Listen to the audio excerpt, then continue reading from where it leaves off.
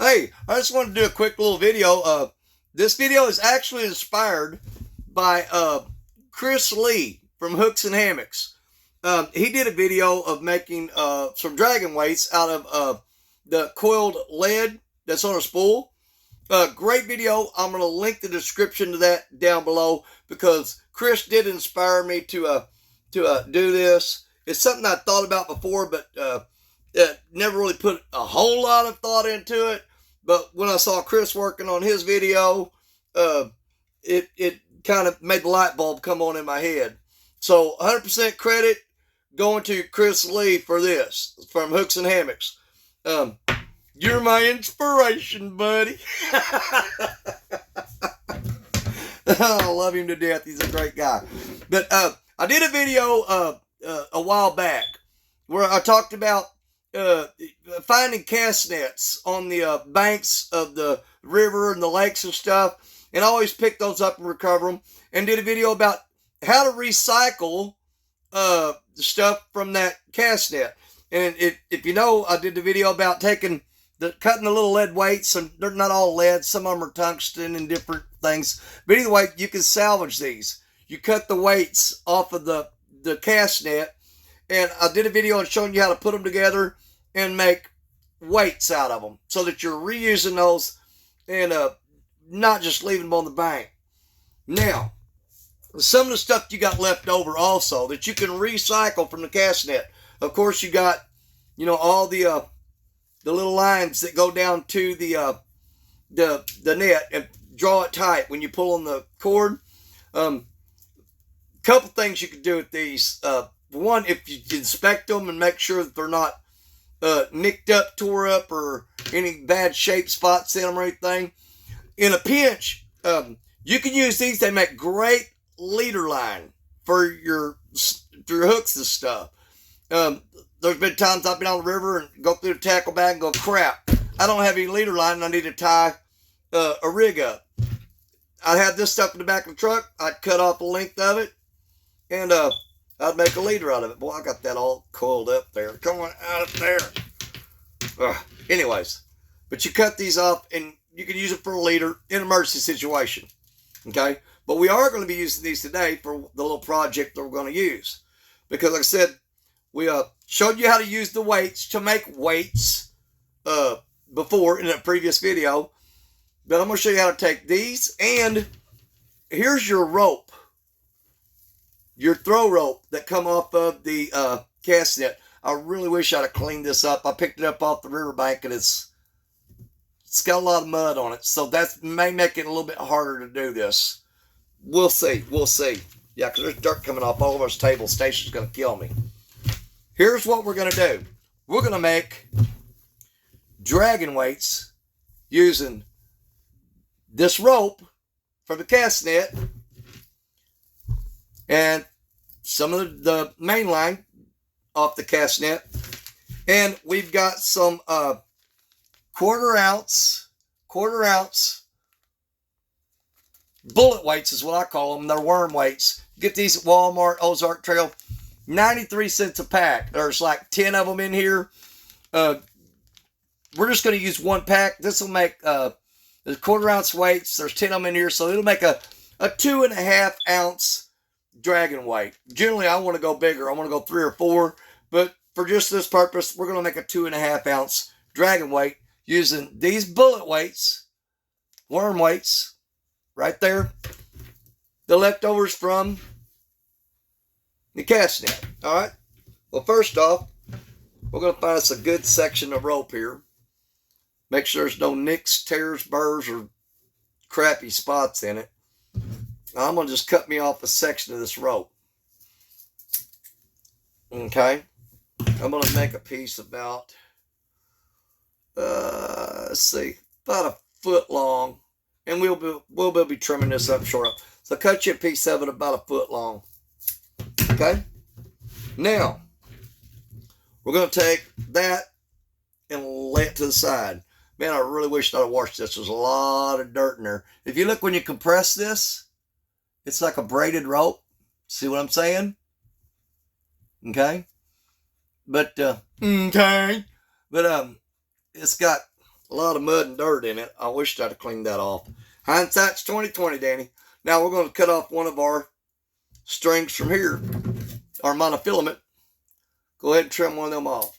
Take one of them, lay that to the side. Now, simply tie you a pretty good sized knot in one end of that. Okay? I like to double it up. Double that knot up. Make it a big old lumpy knot. Alright? Now, we're going to take our worm weights. Bullet weights. What are we going to call them? Like I said, these are 1/4 ounce. Now, I tried doing this with a 1/2 ounce, and they were too big to go through this. They would not go through it. They just hung up in there. I had to drop down to a 1/4 ounce. So we've got 10 of them there. This is going to make a 2.5 ounce dragon weight. So we go ahead and thread all those on there, down to that knot that we got tied on there. Go ahead and put them on there. You put as many as you want. If you want a 3 ounce weight, you'll have to put 12 of them on there. A 2 ounce weight, you put 8 of them on there. 1/4 ounce, do the math, figure it out. But we're going to go ahead and put all these on here. And we're going to make this a 2.5 ounce dragon weight. It'd be fine for places like Lake Baldwin or Crab Orchard Lake in Illinois. Dragging on heavier current stuff, of course, you know you're going to add a lot more. It's going to be really long at a 1/4 ounce. But this is just an idea for making smaller dragon weights. Okay? So we'll get all them on. There's 8 of them. And 9. Get in that hole. There it goes. 9 and 10. Get those all threaded on there. And they'll look something like that right there. See that? And you got your knot down here so they can't fall through. We put all 10 of those on there. It's going to be 2.5 ounces. Now, in order to feed this, where did the one go that I cut off? There it is. In order to feed this through here, all right, you can't just shove that in there like that because it'll catch and get tangled up. So what you do is you kind of double it over. Double it over like that, all right? And then you start feeding it in on one end. And you push it up in there. Just like so. If it starts hanging on you, just wiggle it around a little bit. But you shouldn't have too much trouble. It should, with that curved loop on there, on the end, it should push right through. A little bit at a time, a little bit at a time. And get down where I can work on it. And I'm pushing, I'm pushing, I'm pushing. And there it goes. It popped out the other end. There it is. So now, we've got that threaded on there. There's your weights. I put a little bit of pressure right here. And I slide them down on there. Like that. Just like so. Get it about where I want. That looks pretty good.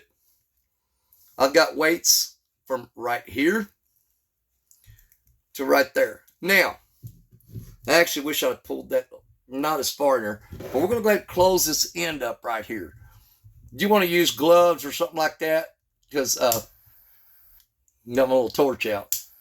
I'm going to heat that up and melt that a little bit.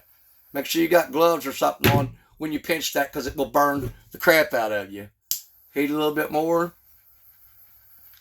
Squish it down. And kind of mold that all together. And seal the end up of it.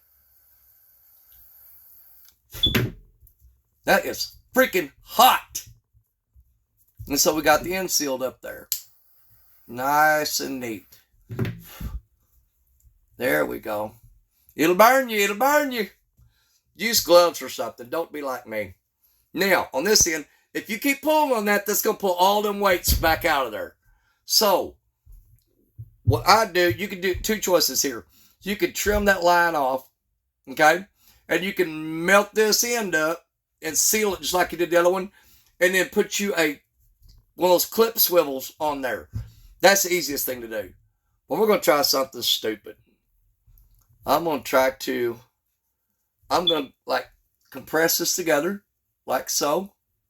And I'm going to push this line through the fibers of that. I don't know how well y'all can see that. But compress it together and push it through just like that. Alrighty, righty, there we go. Ha ha. Yes, sir, yes, sir.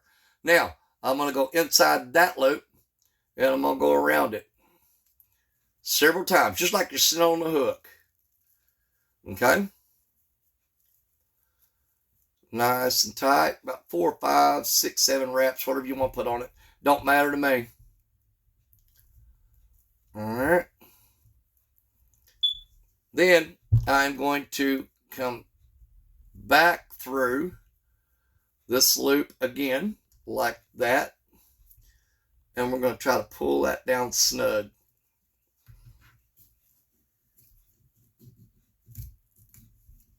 Just like that. There we go. Pull that down. And it makes a nice little knot down there on the end. And you made your cool little dragon weight just that fast. Right there it is. Using the scrap leftover parts. If you're real careful, you don't want to hit your monofilament on that, but you can melt these down a little bit. Just make sure you don't get any heat on that monofilament.